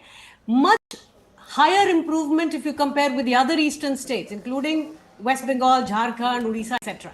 Right? So none of this is surprising to me. If you look at infant mortality, they are better than national average. Right? NMR, neonatal mortality, they are much, much superior to any of their neighbors. So close to 37 million people have come out of poverty in Bihar in the last 10 years. So clearly the indicators we are talking about and how to read this word is really just limited to us trying to analyze. But clearly people on the ground, the voters are very smart. The voters are basically rewarding governments. They are rewarding governments for basically rewarding and making it better for them. Right? So this is not surprising. Right. The other thing I have been witnessing since the morning, people comparing GDP. No, that's one of the indicators that look, the state is poor and so on. But you know, more than half, close to 60% of Bihari labor works outside. Which means GDP is not the way to look at it. Perhaps one ought to look at the GNP. Because you know, these are people earning outside, you're not measuring it in the GDP. So when you look at the right of economic indicators, I'm not surprised at all, Rahul. Right. Shamika ji, good afternoon. This is Anand here, Anand Narsimhan here. Bihar से तो आपका भी connection है. So this Mahila factor and the Mahila also being part of the Yuva, how impactful is that, and how much of a difference will that make to this, your understanding? And is there a reason why the women voters will trust a Nitish Kumar and an NDA more than Tejasvi Yadav and an MGB? You know, there was a natural experiment in 2005, Anand. Nobody had won that election with a majority. They had a re-election after 6 months, remember? Right. Ji. And the single factor which explained the difference in the outcome was surge in women votes. So women have traditionally in Bihar, at least for the last 20 years, voted differently from men. So, you know, clubbing all Bihari voters as one and not recognizing that women have very distinct political preference and what they want from their government, I think is doing a great disservice, right? So I think we recognize that women voters want something distinct. In Bihar, in 2005, they voted out RJD and they voted in JD. Today, what you're witnessing, even if you look at consumption data, in fact, Bihar has one of the lowest women's poverty rate, if you just look at women's consumption. So the improvement in the lives of women in Bihar has again been, incredibly high compared to all India average, compared to states of its size. So, I'm not surprised. Again, women are very distinct from men. Right. And in Bihar, have rewarded, I think, government performance. Now, the question I think you should ask is, we have often felt that young people should come with new ideas, Anand. Bihar, of course, needs a lot. We need to do a lot of work in Bihar. Correct. But to say industry nahi chahiye, ye sab bahut regressive way of thinking hai. And I think people are far, far smarter. But do Mahila also rise above caste and vote? And if the Mahila vote from Haryana to Madhya Pradesh and also Maharashtra and now in Bihar, the Mahila voter is so different and is able to rise above caste and set up new benchmarks as to what she wants and why she would do. Law and order, Uttar Pradesh also visible very clearly. So does that change the lexicon, and does that mean that Bihar can rise above caste? This entire Muslim Yadav combination, caste combinations, etc. Yes. The emergence of women voters in the last 20 years, and we have been writing and documenting this for many, many years now. It's very good. It's putting our democracy in a virtuous cycle, right? Because they are directly linked with performance of government. They are rewarding good governments, they are punishing bad governments. So women vote emerging, again, it's not a monolith, huge variations even within, but at least they are voting distinctly from the pre-held notion that you have, Yadavs only vote for Yadavs. That's not true. In 2005, it's the women who voted RJD out, right? And in this case, you are seeing this massive surge that happened. But also to this conversation around cash transfers, etc. Right? All of this is directly limited to improvement in consumption of households. And that is the conversation we should be having, right? That if women indeed are empowered by giving direct benefit transfer, them different, and JDU and this time clearly as a joint NDA platform, they have been rewarding women voters right from 2005. The pension scheme, the cycle scheme, a lot of things have come out of Prohibition, yeah. Prohibition. Yeah. So I think, government responding to voters, women, and women rewarding or punishing government. I think this is what democracy and electoral democracy is all about. Now, is there a formula where if you get 80% of the women vote and 60% of the male vote, then you are firmly power with a solid Bahumat Sarkar, especially when when the population is 50-50. It's like 49-51 and 50-50 in terms of the gender ratio. Anand, the very simplistic ways of elections There are is mismatch between the male and female vote. Yeah, just bringing it into the studio, please. Shamika Raviji, please stay on with us. Swapan Das Gupta with us. Nistula Deep Shastri with us. Yes. Is there any evidence that there is a mismatch in other elections between the male and female vote? Between yes, how men Swapanda, vote and how there is. women vote? There is, Swapanda. The 2005 election, remember, the more women came out and voted for each of these constituencies, the probability of sitting incumbent winning went down. While the more men came out, the incumbents had a higher probability. So in some ways, they were completely different. Okay, and turnout, of course, there has been a factor. Just increase the fold back in the studio also so she which can be heard in the impact studio. on the voting, women voting is to a significant extent influenced by home-related factors, development-related factors. We have seen this right from we have seen this right from NT Ramarao's time to the present time. This is happening. So many women across Bihar, to all our reporters have said, mothers have said, my daughters can come back at 10 a.m. safe. In the wee hours, women are sitting down having a cup of chai at 3 a.m. They are not feeling unsafe. Our own reporter who was earlier being told, 10-15 years ago कि भाई 4 बजे के बाद 5 बजे के बाद आप मत जाना बाहर फील्ड में, आज 11 बजे के बाद भी they are comfortable sitting there having a meal and then coming back. So these are things which are happening. Shamika ji, true? Those? 100% true. And what you have mentioned anecdotally, we are seeing this more systematically again in the data. You see women's mobility,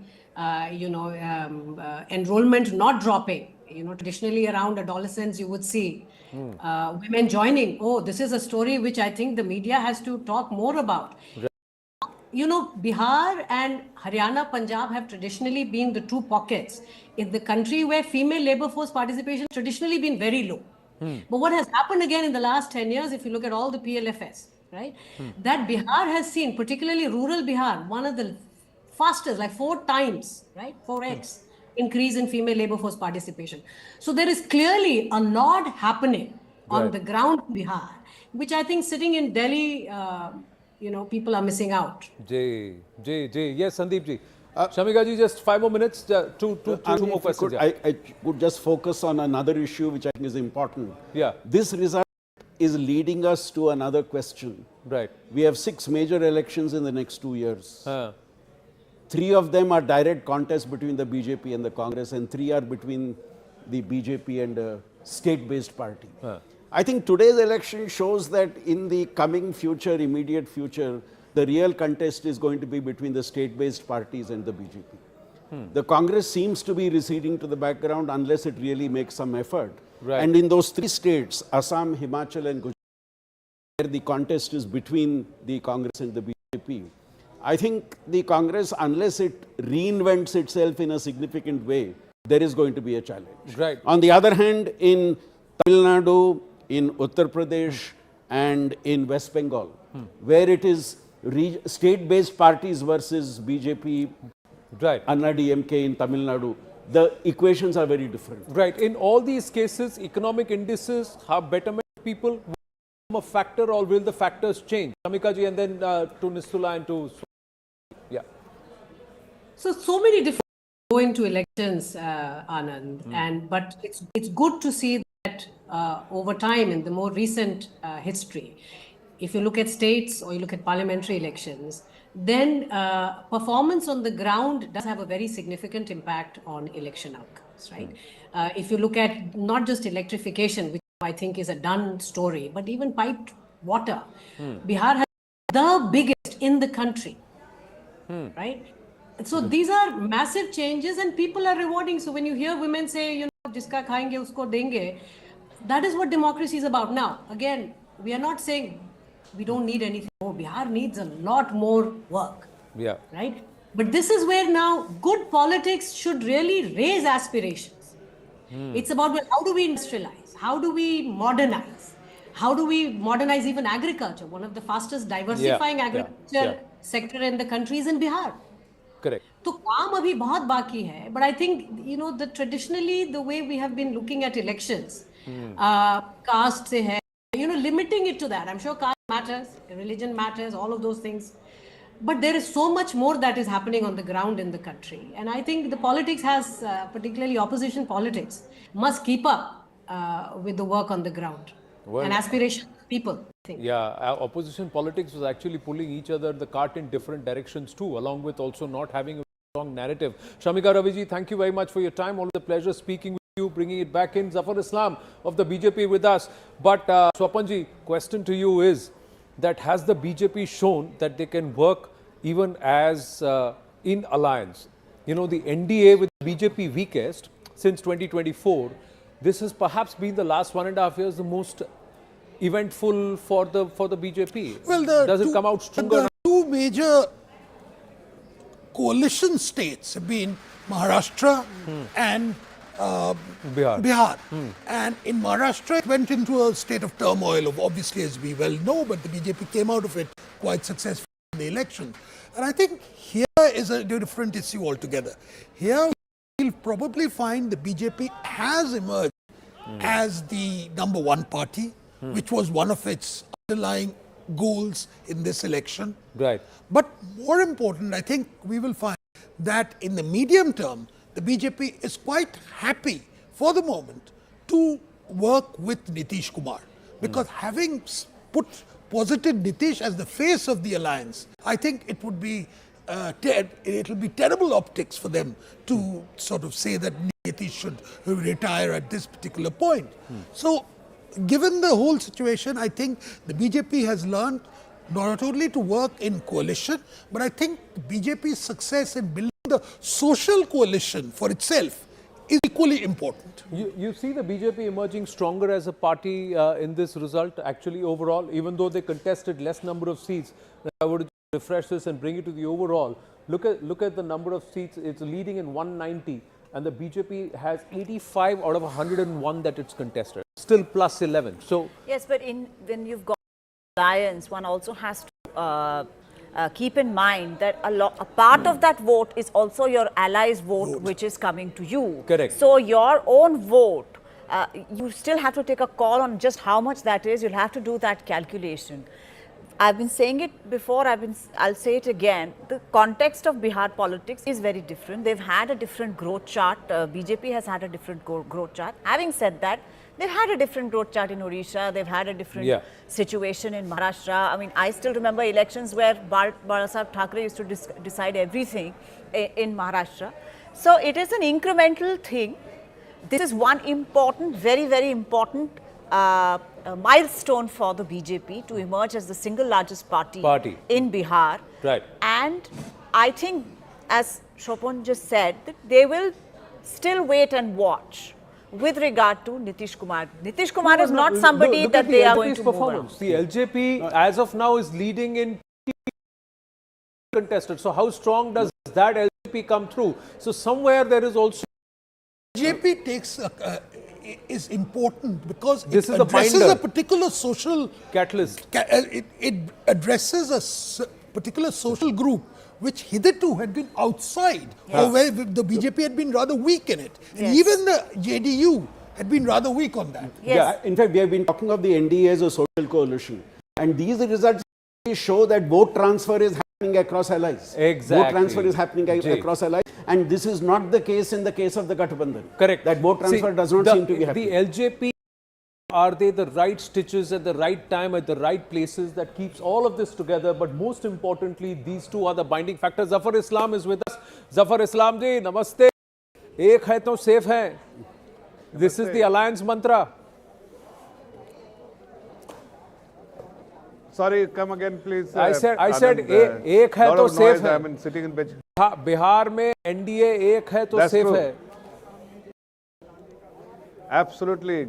All the political pundits who have been speculating about BJP and JDU and RJD, they have been proven wrong, because we as a unit, NDA as a unit, have performed very well. And it is very evident from the fact that whether it's a JDU, whether it's a BJP, whether it's a LJP, every partner of these 5 Pandavas, the coalition partners, they've all performed well, worked together, they were united on the ground, they were working together. There was absolutely no disagreement on anything when we went on the ground. So, and the result is evident from the fact that when you work as a unit for the benefit of the people and welfare of the people, then they have shown this kind of result purely because they have lot of respect, regards and adulation for the Honorable Prime Minister, for Honorable Minister Nitish Kumar ji. Right. What was the important factor? You've been on ground. So let me ask you, what was the single most important factor on ground that you believe has returned a mandate that is pointing towards at least 185 seats right now? It's oscillating between 189 and 191. I'm just saying 185 plus. Say, Anand, the confidence of people have been reposed. They have reposed confidence in the leadership of the Honorable Prime Minister and Nitish Kumar ji, and fear of Jungle Raj. They have seen, they have heard, even youth have heard what their elders have experienced during Jungle Raj, and that is something they didn't want to experience. And that is why they have voted for NDA, because they do not want Jungle Raj in Bihar again.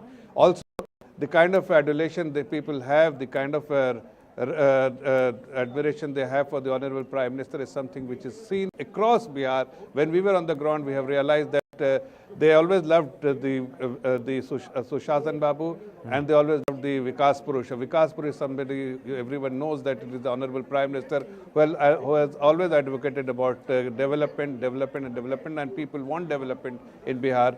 And they also want a good governance model, something which has been delivered by the Honorable Chief Minister Nitish Kumar ji in last 20 years. And a combination of NDA, all 5 Pandavas coming together, all the 5 parties as a Pandav, 5 Pandavas,